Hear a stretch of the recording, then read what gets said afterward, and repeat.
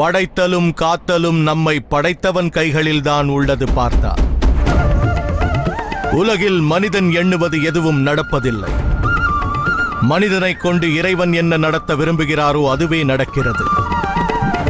அந்த உண்மையை மறந்து படைத்தலுக்கும் அழித்தலுக்கும் தானே காரணம் என்று பொறுப்பெடுத்துக் கொண்டால் அதன் விளைவாக மனிதனின் மனதில் அகங்காரம் வெளிப்படும் பார்த்தா. தன் கைகளில் எதுவும் இல்லை என்று எவன் ஒருவன் உணர்கிறானோ அவன் கைகளை கொண்டே அந்த இறைவன் மாபெரும் காரியங்களை நிகழ்த்துவார்.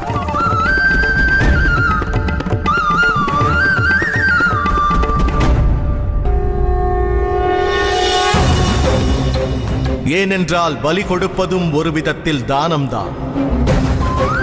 எந்த தானத்தை கொடுப்பதற்கு முன்பாக நம் கை நடுங்குகிறதோ அந்த தானத்திற்கு பலன் கிடையாது.